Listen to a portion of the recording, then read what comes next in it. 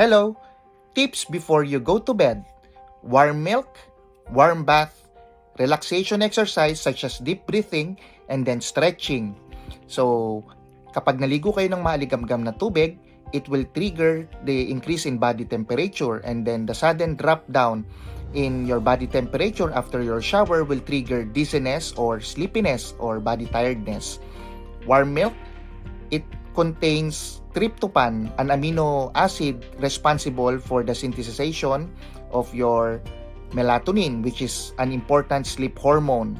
Then relaxation, such as deep breathing, will promote relaxation response para nang sa ganoon, yung mga thoughts nyo at yung mga physical symptoms ng anxiety nyo ay mabawasan. And then stretching to promote good blood circulation. It will help to decrease the tenseness of your muscles.